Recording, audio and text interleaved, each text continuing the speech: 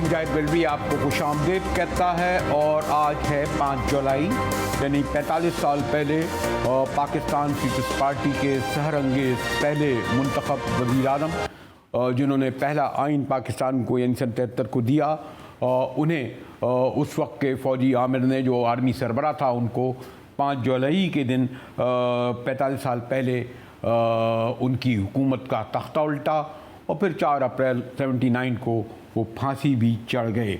और आप देखें कि 45 साल हो गए लेकिन भुट्टो साहब की लेगेसी विरासत की शक्ल में भी और अवामी सतह पर भी जारी है।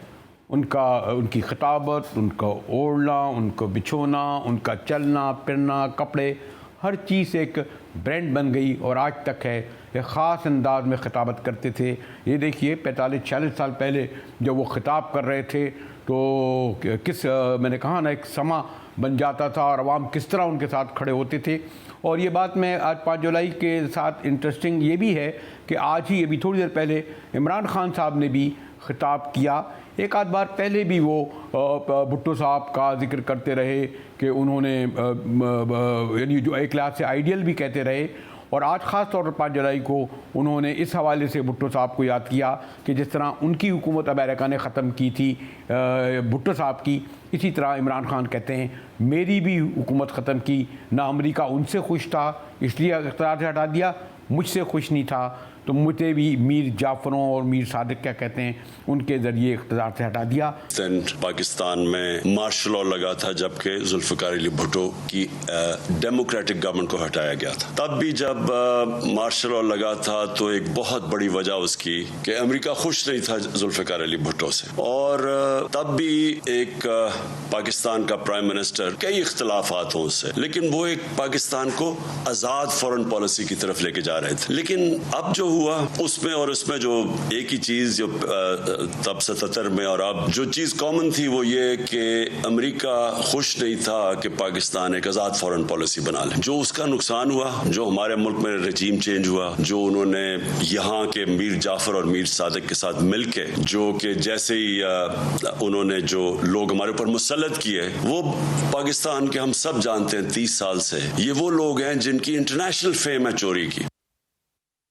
नहीं, ठीक है कि बहरहाल इमरान खान अपने जलसे जुलूसों में बड़ा गरमाते हैं और यकीनन उनको भुट्टो साहब जैसी तो नहीं लेकिन अपने खिताबत के ज़रिए जो रिस्पांस मिलता है अभी इन जलसों जुलूसों में, इस तरह शायद उनके मुखालिफिन या वो जिस हुकूमती इत्तेहादियों को ना मिलता हो। मैंने बड़े मुस्लिम लीग नून के सीनियर रहनुमा हैं और परवेज़ रशीद साहब एक ज़माने में भुट्टो साहब ही की पार्टी के हामी होते मेरे साथ हैं। परवेज़ रशीद साहब शुक्रिया। और मैंने सोचा कि क्योंकि आपका एक पीपल्स पार्टी के हवाले से, एक लेफ़्ट के हवाले से बड़ा पस मंज़र रहा है और आज इमरान खान साहब भुट्टो साहब को याद कर रहे थे यानी ठीक 5 जुलाई को, और उन्होंने ये कहा कि जिस तरह अमेरिका ने भुट्टो साहब के ख़िलाफ़ साजिश की वो खुश नहीं था, इस तरह मुझसे भी खुश नहीं था। क्या कहेंगे सेनेटर परवेज़ रशीद साहब? देखिए, जुल्फ़िकार अली भुट्टो के पास अपना मुकदमा जो अवाम ने उन्होंने पेश किया उसकी दलील भी उनके पास थी और शवाहिद भी मौजूद थे और पाकिस्तान के अवाम को भी ये बात समझ आ गई कि अमेरिका क्यों जुल्फ़िकार अली भुट्टो को नापसंद करता है। वजह साफ जाहिर थी कि उस जमाने में बड़ी ताकतें किसी को ये इजाज़त देने को तैयार नहीं थी कि वो अपने लिए दफा के लिए अपने मुल्क को न्यूक्लियर कुव्वत हासिल कर सके। भुट्टो साहब ने फ्रांस से एक माहिदा किया, इसके नतीजे में पाकिस्तान एक एटमी कुव्वत बन सकता था और पाकिस्तान के दफा को जो खतरे हैं उनसे निपट सकता था। खान साहब के खिलाफ अमेरिका क्यों साजिश करेगा, खान साहब उसकी वजह नहीं बता सके। खान साहब ने कोई ऐसा कदम नहीं उठाया, खान साहब की कोई ऐसी पॉलिसी नहीं है और खान साहब बल्कि खान साहब तो इस चीज़ पे खुद फख्र महसूस करते थे कि उन्होंने अमेरिका को वो तमाम सहूलतें मुयस्सर की हैं, फराहम की हैं, जिसके नतीजे में अमेरिकन अफगानिस्तान से अपनी फौजों को पुरअमन तरीके से वापस ले जाने में कामयाब हुए हैं। फिर खान साहब जब अमेरिका के दौरे पे गए तो वहां से वापसी पर उन्होंने ऐलान किया कि वो वर्ल्ड कप जीत के आए। तो जो मुल्क उनको वर्ल्ड कप अता कर रहा था और जिस मुल्क की फौज को वो सलामती से पाकिस्तान से अफगानिस्तान से निकलने में मदद दे रहा था, वो मुल्क खान साहब के खिलाफ साजिश क्यों करेगा? खान साहब अभी तक ये हमें समझा नहीं सके और बता नहीं सके। जबकि जुल्फकार अली भुट्टो ने अपना पूरा मुकदमा जो पेश किया वो ऐसा था कि जिस पर यकीन किया गया था। वो तो यहाँ तक कहते हैं हमारे मोहतरम परवेज रशीद साहब के ये जो एक नई जो साजिशी कहते हैं फ़ोन टेपिंग की जो हुई है खातून अव्वल की, उसमें तक कहते हैं जी अमेरिका का हाथ है। परवेज रशीद साहब, मुजाहिद साहब, मैं दरख्वास्त करूंगा कि आप जैसे जो संजीदा लोग हैं सहाफत के मैदान में और जिन्होंने पूरी जिंदगी बड़ी संजीदा सहाफत की है, उन्हें इस तरह के मज़ाहिया जो किरदार हैं उन्हें नज़रअंदाज करना चाहिए। उनको डिस्कस करके हमें अपने बच्चों की तरबियत और उनकी नशो नुमा को भी मजरू नहीं करना चाहिए। ये मेरा भी फर्ज है और आप तो इस फर्ज को अदा करते ही हैं कि लोगों की सहाफत के जरिए आपने तरबियत की है। खान साहब एक वक्त में टेप करना जो है उसे मुल्की सलामती के लिए जरूरी करार देते थे। वो भी उनकी टेलीविजन पे क्लिप्स रोज चल रही होती हैं, सोशल मीडिया पर मौजूद हैं। अब वो कहते हैं कि टेप करना जो है वो अमेरिकन साजिश है। तो उनके हर बयान का मुतजाद बयान भी उनके यहाँ मौजूद रहा है। वो जिस तरह की सूरत हाल देखते हैं उसके मुताबिक वो एक टोपी ओढ़ लेते हैं। लेकिन मोहतरम परवेज रशीद साहब, आपने मेरे लिए जो कलमात कहे मैं उसके लिए शुक्रिया अदा करूंगा, लेकिन ये भी तो है कि आप जैसे सीनियर सीजनड रहनुमा मुस्लिम लीग नून में हैं, लेकिन आपके भी अब जो वज़रा हो गए हैं, जो पहले अपोजिशन में थे, ख़ास तौर पर मैं उन खातून का जिक्र नहीं करूँगा, आपकी इंफॉर्मेशन मिनिस्टर का, लेकिन उनके भी जो ज़बान है वो कोई मुख्तलिफ तो नहीं होती जो इमरान खान के जो तर्जमानों से। वो भी वही इक़दामात, वही ज़बान, चोर, डाकू, झूठा, नाहल, और इस केस में भी जैसे ये जो बुशरा बीबी का आया, तो आप जैसे लोगों को तो फिर जो सीरियस हैं मुस्लिम लीग नून में, उन्हें तो इस सिलसिले में अपना कोई किरदार अदा करना चाहिए। चलें उन्हें करने दें, लेकिन आप जवाब में जो करते हैं ग़ालिबन ये भी तो मुनासिब नहीं है मोहतरम सेनेटर परवेज रशीद साहब। इसलिए कि सियासत में तो आपको अपने लोगों को बातें समझानी होती हैं। सियासत में आपको अपने पर लगने वाले इल्जामात का जवाब भी देना होता है और सियासत में आपको आईना भी दिखाना जरूरी हो जाता है। और जिस खतून का जिक्र आप कर रहे हैं उनका किरदार पाकिस्तान की सियासत में एक यूनिक किरदार है। पाकिस्तान की सियासत में इस तरह के किरदार जो है उनसे कभी वास्ता नहीं था पड़ा। आपको याद होगा कि हमारे एक साबिक फौजी आमिर जो थे जनरल याह्या खान साहब, उनके खवातीन के साथ तल्लुकात के बहुत से वाक़यात जो हैं वो उनकी ज़िंदगी में भी सामने आए, उनकी ज़िंदगी के बाद भी सामने आए। लेकिन उसमें बदनवानी वाला वाक़या जो था या उनके ज़रिए सरकारी वसाइल को इस्तेमाल करना या सरकार के ओहदों पर तैनातियाँ और ट्रांसफर्स और पोस्टिंग्स करके अपने पैसे लेने, इस तरह के वाक़यात के इल्ज़ामात तो उन पर भी नहीं लगे थे। ये पहली दफ़ा हुआ कि प्राइम मिनिस्टर हाउस में एक ऐसा फर्द बैठा हुआ है जो कि लेन देन का कारोबार करता है। अब कितने ही वज़राए आज़म और उन पर कितने ही इल्ज़ामात लगते रहे, उन पर तनकीद होती रही, लेकिन ये जो एक बाजारी किरदार है, इस तरह का तो कोई किरदार कभी प्राइम मिनिस्टर हाउस में नहीं देखा गया। तो सियासी मुखालफिन तो इस तरह के किरदार को जरूर इस्तेमाल करेंगे, वो तो कभी भी नहीं बख्शेंगे इस तरह के किरदार को।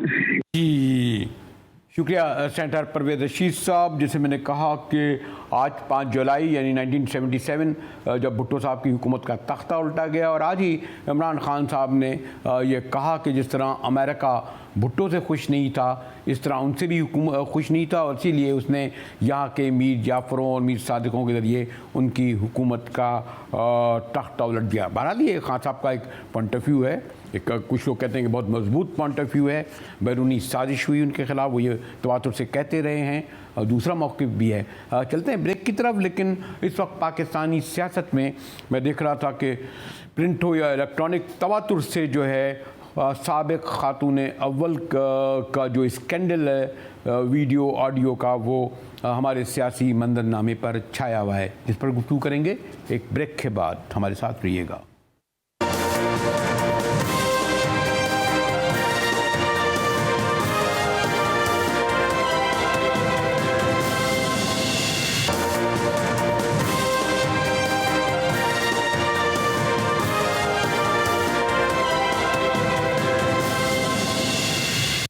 टीवी में एक बार फिर मुजाहिद रिजवी आपको खुशामदीद करता है। और बदकिस्मती से पाकिस्तान की सारी सियासत ऐसा लगता है कि ऑडियो वीडियो स्कैंडल की नज़र हो गई है और ये कोई आज की बात नहीं। अगर पास्ट में जाएं तो बेशुमार ऐसी मिसालें मिलती हैं।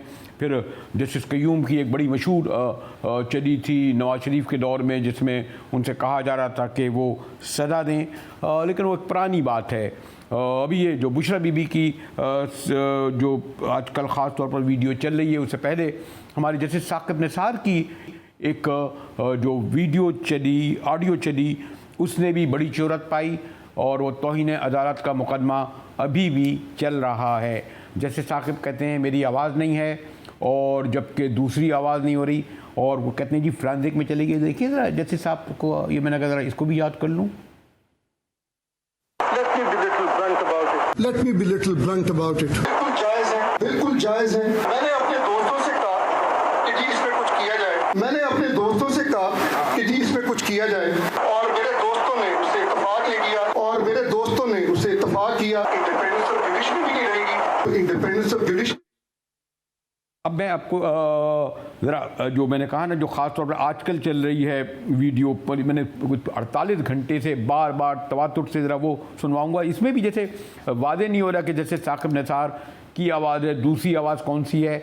इसमें भी जो आवाज़ जी जी हाँ हाँ कोई कह रहा है, दूसरी जब कहते हैं ये बुशरा बीबी की आवाज़ है। हमने तो खैर मैंने आज तक बराह रास्त के तकरीर में जलसे जुलूस में एक आध बार देखा था ऐवान सर में, लेकिन नहीं सुनी। लेकिन देखिए इस में कहते हैं जी उन्हीं की आवाज़ में हिदायत दी जा रही हैं। गौर से सुने आपका कल बिल्कुल जो मैंने खान साहब ने आपको कहा था ना कि गद्दारी का वो जो आपने हैशटैग करके करना है, इतने लोगों का फोन आया हुआ था कि आपका सोशल मीडिया बहुत एक्टिव था और एक हफ्ते से बिल्कुल एक्टिव नहीं है। तो क्यों है बेटा? आजकल तो आप लोगों को बहुत एक्टिव होना है। अच्छा जी, एक्चुअली कल ना ठीक है, अब मेरी बात जी। ये जैसे अलीम खान है, ऐसे कितने भी लोग हैं जो बहुत आके मेरे खान साहब के हवाले से बोलेंगे, ठीक है?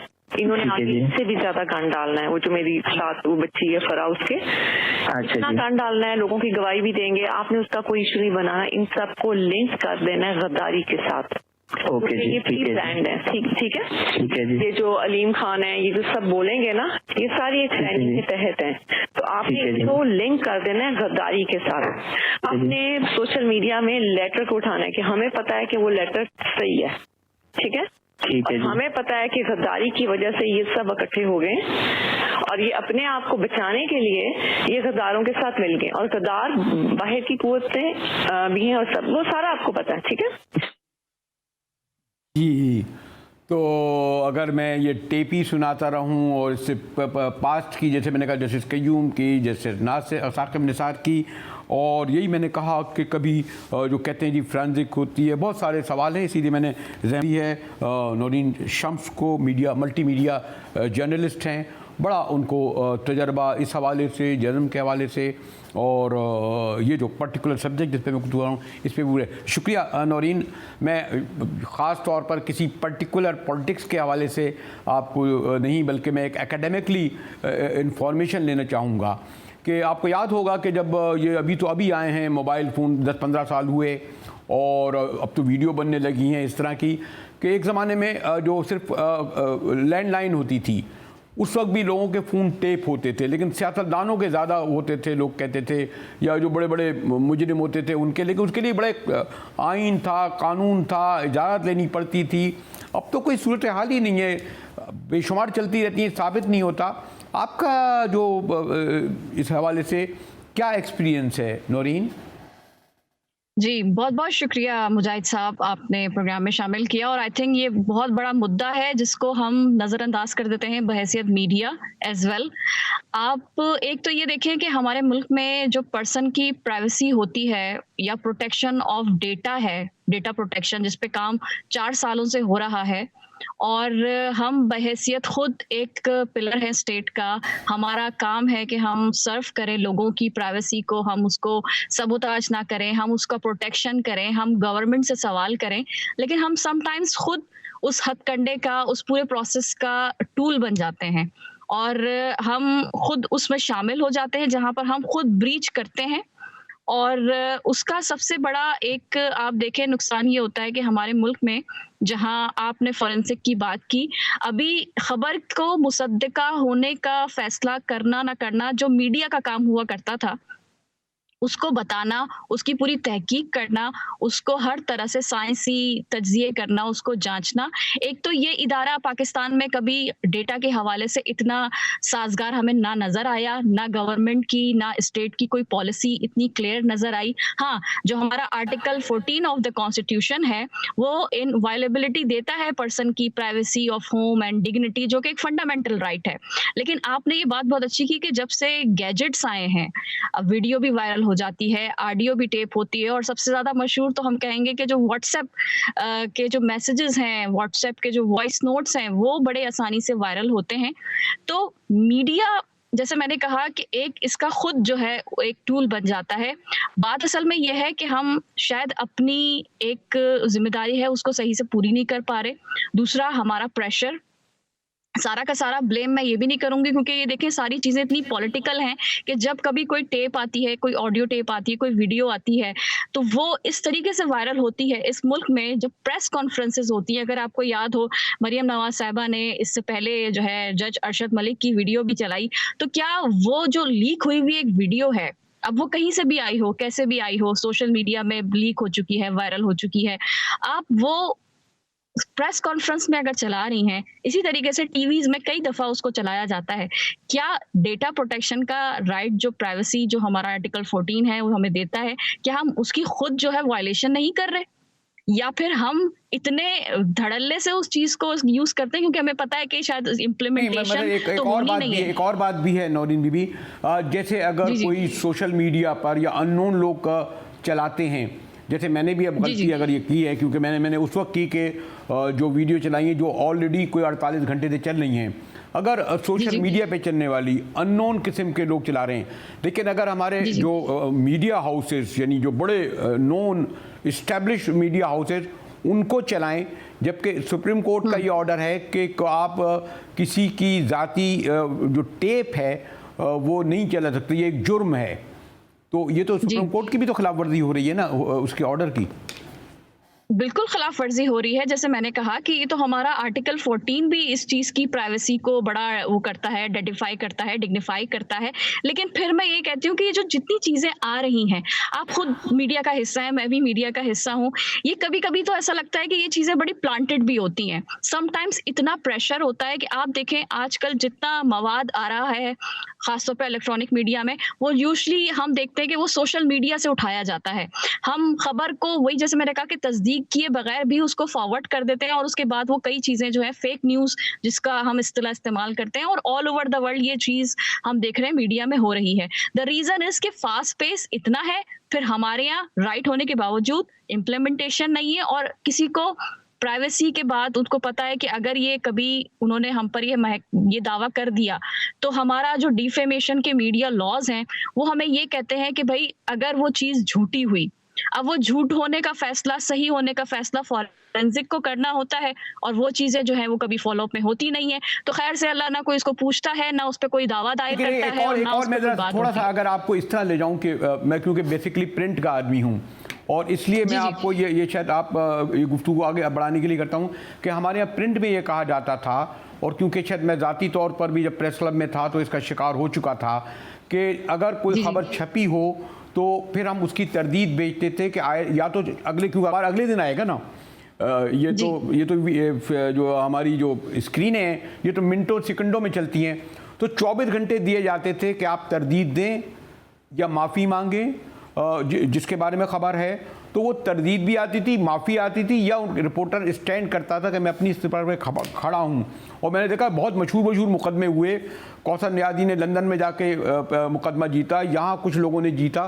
प्रिंट का तो लॉ का मुझे पता है, इलेक्ट्रॉनिक का मुझे नहीं पता कि उसमें क्या होता है कि आपको जो आप फेक न्यूज़ कोई तरदीद करते हैं कितने मिनट में, कितने घंटों में। तो जो मैं कह रहा था कि प्रिंट का तो एक लॉ मुझे पता है ऑर्डिनेंस के तहत।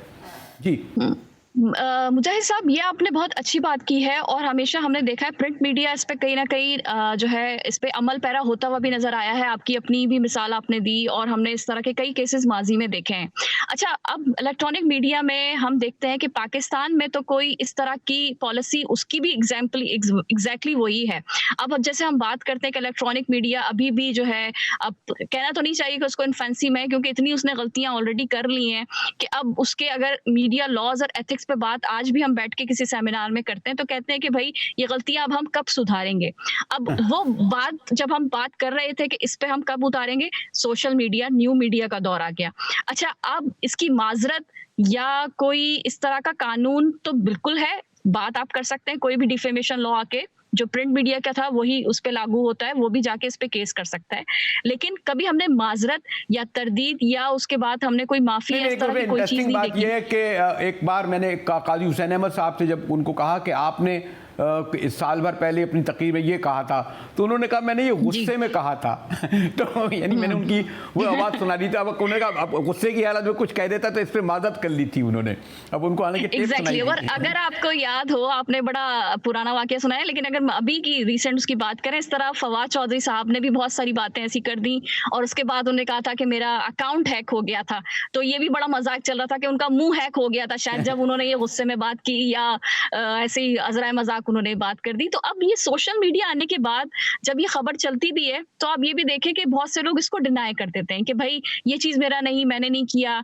इस तरह की बहुत सारे स्कैंडल आए हैं, मोहम्मद जुबैर साहब के वीडियो स्कैंडल आए हैं, मरियम साहिबा की वीडियो लीक्स हुई हैं, और भी बहुत से हैं जो हम देख रहे हैं रिसेंट पास में। खासतौर पे अगर आप 2018 से लेके 2022 की अब तक देखें, कल तक हमने देखी कि एक ऑडियो लीक हुई है और उस पर बड़ी बहस हो रही है। और आज लोग जो इस लॉस को बनाने के लिए, जिसको हम खुद कहते थे जर्नलिस्ट के भाई आप पर्सनल डेटा प्रोटेक्शन पे बात कर लें, हमने PMLN से भी बोला, हमने PTI को भी बोला, लेकिन जब वो खुद इसका विक्टिम होते हैं या बनते हैं तो फिर उनको याद आता है कि ये चीज जो है होनी चाहिए, अब इसका फॉरेंसिक भी होना चाहिए, ये पता करना चाहिए कि ये सच है कि ये झूठ है। तो मेरे ख्याल से नौरीन बीबी, ये जो एक खासतौर साकिब निसार का क्योंकि रिसेंट वाक़या है, पास में जाऊंगा, उसमें ये कहा गया था जस्टिस कयूम गावी की, जिसमें वो बड़ा मशहूर हुआ था कि वो कहते हैं जी शहबाज शरीफ कह रहे थे कि जरदारी को फौरी तौर पर सजा दो, वो भी चला।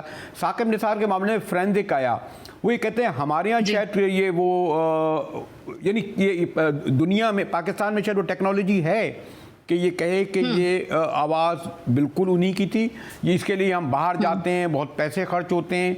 क्या है इसका ज़रा ये जो फोरेंसिक का हम सुनते हैं।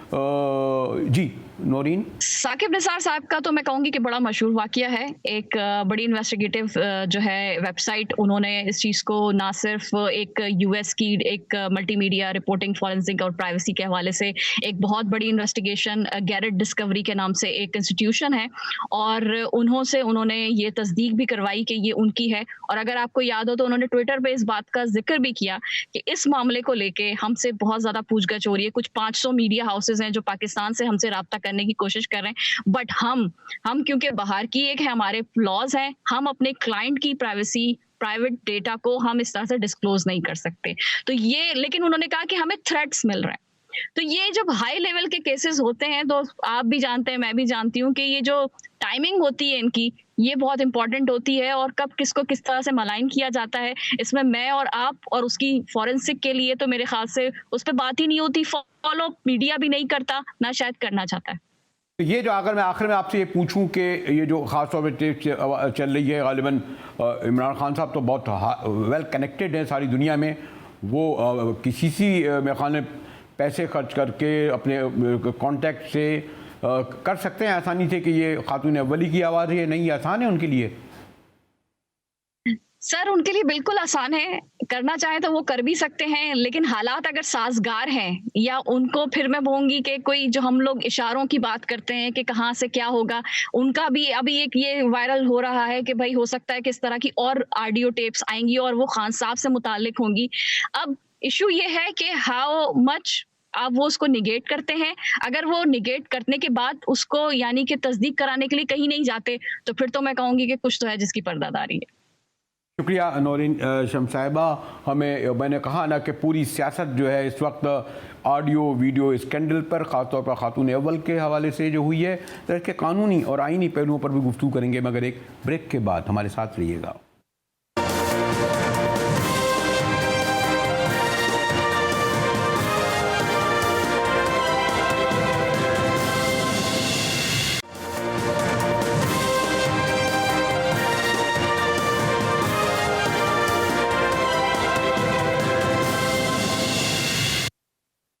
GTV में एक बार फिर मुजाहिद वेल्वी आपको खुशामदीद कहता है। और जैसे मैंने कहा कि पाकिस्तानी की सारी सियासत लगता है ऑडियो और वीडियो स्कैंडल की नज़र हो गई है। मेरे साथ बड़े सीनियर लॉयर, साबिक अटॉर्नी जनरल मोहतरम इरफान कादिर साहब मौजूद हैं। भाई साहब आपको शुक्रिया। इस तरह के यानी स्कैंडल पर क्या गुफ्तगू करना है, लेकिन एक आपको मुझसे ज़्यादा इल्म है कि एक जब ये ना मोबाइल थे, ना ऑडियो था, ना वीडियो थी, तो फ़ोन कॉलें सियासतदानों की रिकॉर्ड होती थी, लेकिन उसके लिए बड़ा ख़ास तौर पर गालिबन आइन था, कुछ स्टेट इजाज़त लेनी पड़ती थी, टेलीफोन डिपार्टमेंट को कहना पड़ता था, या ज़ाती तौर पर भी। तो उस वक्त तो कोई लॉज थे, अब क्या कोई लॉज है नहीं क्या कादिर साहब? देखें, कॉन्स्टिट्यूशन का तो एक आर्टिकल है जिसके तहत प्राइवेसी जो है उसको इनवायलेबल कहा गया है कि उसमें किसी किस्म की मदाखलत नहीं हो सकती। लेकिन ये जितने भी हमारे आर्टिकल्स हैं ये सब्जेक्ट टू रिस्ट्रिक्शंस हैं, जो कि कानून के जरिए रिस्ट्रिक्शंस इम्पोज की जा सकती हैं। तो अब देखना ये है कि अगर कानून के जरिए कोई रिस्ट्रिक्शन हुई है और वो रिस्ट्रिक्शन रीजनेबल है तो वो तो बिल्कुल इम्पोज की जा सकती है, लेकिन अगर रिस्ट्रिक्शन रीजनेबल नहीं है तो फिर कुदरती बात है कि अनरीजनेबल चीज़ जो है नहीं इम्पोज की जा सकती। मैं ये बात इसलिए कह रहा था कादिर साहब, जब हम लोग प्रिंट मीडिया से थे तो हमारे यहाँ कहा जाता था कि क्योंकि 24 घंटे बाद अखबार छपता था, और मेरा कुछ ज़ाती तजर्बा भी एक हुआ निज़ामी साहब के अखबार से, कुछ उन्होंने छाप दिया था कि हमने कुछ हबीब जालिब के लिए पैसे वैसे लिए थे, पता नहीं किसी गैर मुल्की से। तो खैर उस दिन जहाँ वो खबर छपी थी वहीं हमारी अगले दिन तरदीद छपी। तो प्रिंट में तो था कि 24 घंटे में या तो आप तरदीद करें या माजरत करें या माफ़ी मांगे। इलेक्ट्रॉनिक का तय नहीं हुआ कि अगर वो खबर आ गई तो वो उससे किस तरह कहा जाए कि जी जी जी। तो मैंने कहा इसका एक प्रिंट का तो था लॉज जो इम्प्लीमेंट भी होता था, इलेक्ट्रॉनिक का कोई लॉ ऐसा नहीं हुआ कि वो तरदीद के फ़ौरन करें, घंटों बाद करें ना करें, यानी वो तो और जवाबी हमले करते हैं, जवाबी इल्ज़ाम लगाते हैं, और मीडिया हाउसेस करते हैं अथॉन्टिक। सोशल मीडिया का मामला नहीं है, इस पे क्या कहेंगे आप? तो आवाज़ नहीं आ रही, फिर से ज़रा पूछिएगा। बिल्कुल आवाज़ नहीं आई। फर्क मैं ये कह रहा हूँ कि प्रिंट में तो ये था कि 24 घंटे में तरदीद आ जाए, इलेक्ट्रॉनिक मीडिया का तय नहीं हुआ कि अगर आप कोई फेक न्यूज़ आ गई तो वो किस तरीके से वो माजरत करता रहे, उस वक्त तो वायरल हो चुकी होती है अथॉन्टिक जो मीडिया हाउसेज में। इसके लिए कोई लॉज नहीं है ना। देखें, हर चीज़ के लिए लॉ का होना ज़रूरी नहीं है, क्योंकि आर्टिकल 4 में ये लिखा है कि कोई भी चीज़ जो है वो यानी उसको आप प्रोहिबिट नहीं कर सकते जो कि आइन या कानून उसको प्रिवेंट नहीं करता। तो इसलिए बहुत सारी चीज़ों में लॉ नहीं होता, लेकिन स्टेट जो है वो कर सकती है। लेकिन जैसे आपने राइट टू प्राइवेसी की बात की, और मैंने आपसे पहले भी कहा कि अगर कोई टेलीफोन की टॉक कर रहा है, प्राइवेट टॉक कर रहा है, तो उसमें कोई मुदाखलत उस तरह से नहीं कर सकता। लेकिन उसके लिए या तो आप कवानीन बनाएंगे या वो तरीके इख्तियार करेंगे जो कि कानून रिकग्नाइज करता है। और कानून रिकग्नाइज करता है आर्टिकल 4 के नीचे कि कोई भी स्टेट फंक्शनरी जो है, अगर उसको ये शक पड़ता है कि कोई शख्स एंटी स्टेट एक्टिविटी में जा रहा है, तो उसकी वो सर्विलेंस भी कर सकता है, उसकी प्राइवेसी जो है उसमें भी वो तरीके से इंटरफियर भी कर सकता है, लेकिन तरीके से in the interest of state necessity कर सकता है। ये जो सुप्रीम कोर्ट का तो ये ऑर्डर आ गया था ना कि टेप करना किसी का भी गैर कानूनी है, यानी ये उसके बावजूद फिर हम क्यों कोई यानी उसकी अथॉरिटी देखे बगैर फिर भी हम चला देते हैं और कुछ नहीं होता। नहीं, सुप्रीम कोर्ट का व्यू जो है ना ये इतना मुस्तनद नहीं है, क्योंकि आर्टिकल 4 जिसका मैं बार बार हवाला दे रहा हूँ उसमें कोई भी शख्स जो है वो वीडियो टेपिंग तक कर सकता है, अगर के उसको स्पेसिफिकली प्रोहिबिट नहीं किया गया उस तरह की वीडियो टेपिंग को किसी कानून के जरिए, तो वो कर सकता है, खास तौर पे जो कि स्टेट इंटरेस्ट में, स्टेट नेसेसिटी में किया जा सकता है।